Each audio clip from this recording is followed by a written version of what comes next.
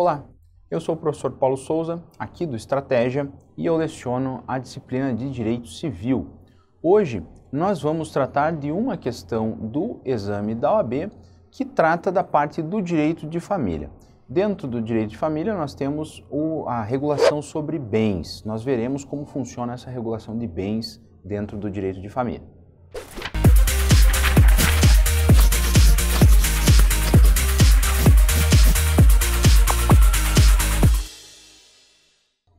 Em relação aos bens, é possível, dentro do direito de família, tratar de diferentes perspectivas. E aí nós temos os regimes de bens. Esses regimes de bens, eles são a regulação patrimonial dentro de uma união, né? Essa união, ela pode ser hoje a união estável ou a união matrimonializada. Dentro da união estável e da união matrimonializada, nós podemos ter uniões homoafetivas e heteroafetivas. Eu vou aplicar esses regimes e essas regulações independentemente dessas distinções. O que nós temos é, de regra, um funcionamento para a união estável e outro funcionamento para os regimes matrimonializados. Dentro dos regimes matrimonializados, nós temos uma série de regimes de bens possíveis que as pessoas podem escolher quando casar. Regra geral, o regime da comunhão parcial de bens. A partir do Código Civil de 2002, se as partes não escolherem um regime de bens para casar, automaticamente o legislador escolhe por elas, né? O regime da comunhão parcial de bens. Por que o legislador brasileiro estabelece isso? Porque é muito comum que as pessoas desconheçam as diferenças entre cada um desses regimes. E aí? Ia chegar lá no dia do casamento ou na preparação do casamento, o tabelião ia perguntar, e qual regime que vai ser? Comunhão parcial, separação de bens, e as pessoas, participação final nos aquestos, né? As pessoas iam ficar olhando com cara de paisagem, né? E aí a maioria delas não ia escolher alguma outra coisa. E aí o legislador estabeleceu a comunhão parcial de bens como um regime geral, diferente do Código de 16, no qual o regime da comunhão parcial não era o regime geral, era um específico, né? Nós tínhamos a comunhão total de bens como regra no regime anterior ao Código de 2002. É por isso que você vai ver as pessoas casadas antes de 2002, em sua esmagadora maioria, são casadas pelo regime da comunhão universal de bens, ao passo que a partir de 2002, a esmagadora maioria das pessoas é casada pelo regime da comunhão parcial de bens, né? Então, esse é o regime mais importante que nós temos no ordenamento brasileiro, porque é o regime geral, é o regime supletivo, quando as pessoas não escolhem, e é o regime que mais nós vamos ver. Se você for lá num cartório em que se faz casamentos, sim, eu não vou te falar um percentual, mas ele vai ser muito alto de pessoas casadas pelo regime da comunhão parcial de bens, tá? Por isso, a OAB costuma questionar muito sobre o regime da comunhão parcial de bens. E aqui é algo que a gente tem que elogiar, porque é esse o regime que você vai ver no seu dia a dia da advocacia. Quando alguém vier se separar, muito provavelmente é alguém casado sob o regime da comunhão parcial de bens. Como eu disse, foram pessoas mais velhas casadas antes de 2002, muito provavelmente a gente vai ter um outro regramento. Mas assim, a maior parte agora é regime da comunhão parcial. Então, recorrentemente, a OAB cobra o funcionamento da dissolução dessa união sob o regime da comunhão parcial de bens. Veja aqui esse exercício, né? No 20º exame, a questão 40 tratou exatamente do regime da comunhão parcial de bens. Vamos dar uma lida. Em maio de 2005, Sérgio e Lúcia casaram-se pelo regime da comunhão parcial de bens. Antes de se casar, ele, o Sérgio, já era proprietário de 2 imóveis. Então, isso aqui é do Sérgio. Em 2006, Sérgio alugou seus 2 imóveis e os aluguéis auferidos mês a mês foram depositados em conta corrente aberta por ele, um mês depois da celebração dos contratos de locação. Então, os 2 imóveis aqui é o primeiro dos bens. O segundo são os aluguéis depositados por ele numa conta. Em 2010, Sérgio recebeu o prêmio máximo da loteria. Cara de sorte.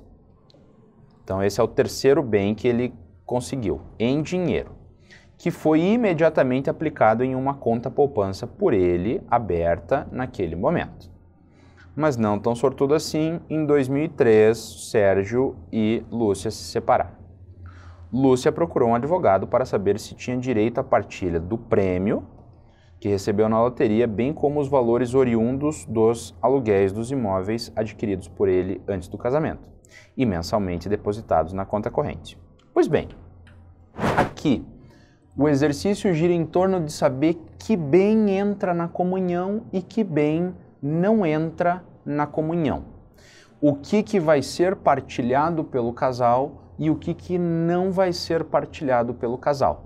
A comunhão é parcial de bens, e aí reside a diferença entre a comunhão parcial e a comunhão universal de bens. A comunhão universal de bens eu comungo tudo, é comunhão parcial, é comunhão total, comunhão universal de bens. Não interessa a que título veio o bem. Há exceções, claro, né? Mas não vamos entrar nessas exceções que elas não são objeto da nossa análise aqui. Então eu tenho exceções, mas eu vou tratar da comunhão parcial. Parcial porque algumas coisas ficam de fora. O que fica de dentro? O que fica de fora? 2 artigos do Código Civil vão tratar dessa perspectiva. Veja. Artigo 1659. Excluem-se da comunhão, ou seja, não é partilhado os bens que cada cônjuge possuir ao casar e os que lhe sobrevierem na constância do casamento, por doação ou sucessão, e os bens subrogados em seu lugar. Bem subrogado em seu lugar. É mais ou menos assim. Eu, antes de casar, tenho uma casa que vale 50 mil. Me caso, vendo essa casa, compro outra casa no lugar. Esse é o bem subrogado. Esse bem continua fora da comunhão. Veja, eu comprei depois de casar, mas ele foi comprado no lugar de um bem que eu já tinha antes de casar. Então esse bem não é comungado, tá? O que mais? Os bens adquiridos com valores exclusivamente pertencentes a um dos cônjuges em subrogação dos bens particulares. Não preciso ter comprado outra casa de 50 mil. Eu vendi a casa e comprei um carro. Comprei dentro do casamento, quer dizer que eu tenho que comungar, vou ter que dividir. Mas esse carro foi comprado com o dinheiro da casa que eu já tinha antes de casar. Mesma regra, não vou aplicar a comunhão aí. O que mais? As obrigações anteriores ao casamento. Então, dívida também não entra. Quarto, as obrigações provenientes de ato ilícito, salvo reversão em proveito do casal. Então, se eu cometo um ato ilícito, minha mulher não é obrigada a pagar a indenização, exceto se esse ato ilícito reverteu num proveito para o casal. Aí, porque reverteu num proveito para o casal, os dois vão ter que pagar a conta também, tá? Mas tem que fazer essa distinção. O que mais? Os bens de uso pessoal, os livros, os instrumentos de profissão. Ou seja, dá para ficar bem tranquilo que as suas roupas não vão ser divididas se você se separar. Bem de uso pessoal é pessoal, não é comungado. O que mais? Os proventos do trabalho pessoal de cada cônjuge. E o que vem na sequência disso, pensões, meio-soldo, montepios e outras rendas semelhantes. Ou seja, renda oriunda do trabalho. E se eu parei de trabalhar e me aposentei, essa renda é oriunda do meu trabalho. Então, tudo que é oriundo do trabalho não entra na divisão patrimonial. Veja, cuidado, eu não estou falando aqui de alimentos, né? Alimentos é uma outra coisa. Eu estou falando aqui se divide. Não é porque eu me separei que a partir do mês que vem, metade do meu salário vai para a conta da mulher e metade do salário que ela recebe vai para a minha conta. Tá? Cada um com o seu salário.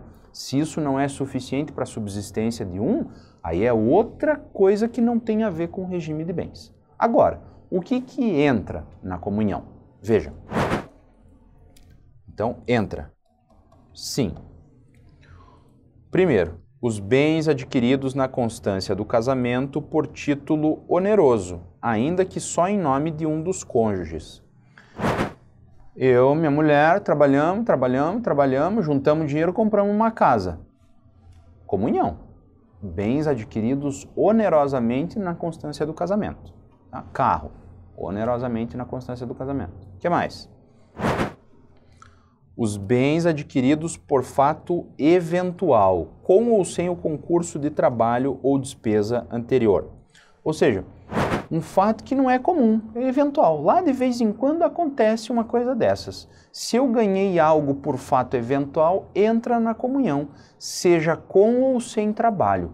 Por exemplo, eu publico um grande trabalho jurídico lá numa publicação, num concurso e ganho um prêmio por causa disso, com trabalho. O valor desse prêmio é dividido, né? É comungado.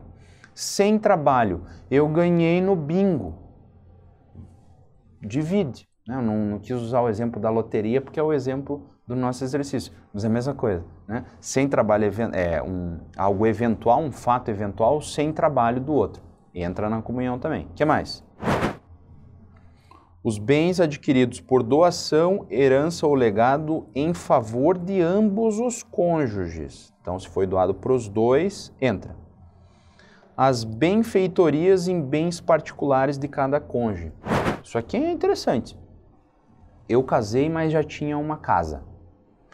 Só que depois de casar, a gente fez benfeitorias. Pôs uma piscina, aumentou a casa. Essas benfeitorias têm que ser divididas. Não, mas está no meu bem individual. Não interessa. As benfeitorias, mesmo no bem particular, devem ser divididas. O que mais? E por fim, os frutos dos bens comuns ou dos particulares percebidos na constância do casamento ou pendentes ao tempo que cessar a comunhão. Em outras palavras, eu tenho uma casa, a casa adquirida antes do casamento. Ela não é dividida. Agora, os frutos dessa casa são. Mas a casa é individual. Não interessa. Os frutos percebidos na constância do casamento são divididos. Aluguel é dividido. Se eu ganho juros por algum bem anterior ao casamento, o bem anterior ao casamento não é dividido, mas os juros que eu ganhei por causa disso são. E aí, analisando isso aqui tudo, a gente pode voltar para o exercício para compreender. Sérgio tinha 2 imóveis já antes do casamento. Tem que dividir esses imóveis? Não, porque é bem particular.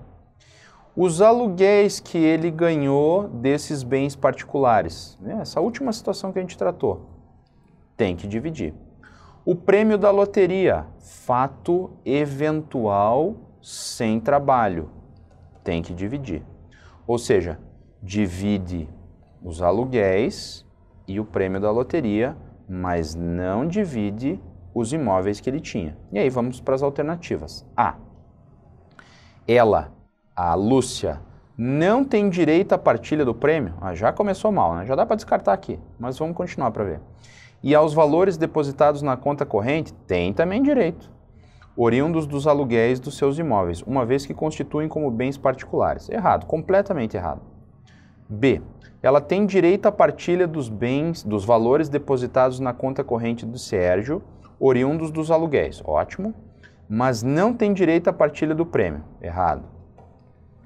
Ela tem direito à partilha do prêmio, certo? Mas não poderá pleitear a partilha dos valores depositados em conta corrente do Sérgio, oriundo dos aluguéis. Errado. Ela tem direito à partilha do prêmio, certo? E dos valores depositados na conta corrente de Sérgio, certo? Oriundo dos aluguéis dos imóveis, uma vez que ambos constituem-se bens do casal, certo? Né? Veja, o exercício nem polemizou em relação às casas que o Sérgio tinha antes, né? É porque ficava tão evidente que aquilo não entrava na comunhão que o examinador nem resolveu pôr lá, para não facilitar a tua vida, né? Só colocou aquilo que era mais complicado, tá? Então, atente para essas regrinhas aí, que elas são bem importantes e caem com frequência no exame da ordem, ok? Continue lá releia, se necessário for, essa parte do código para não sobrar nenhuma dúvida, porque é grande chance de cair na tua prova. Até a próxima.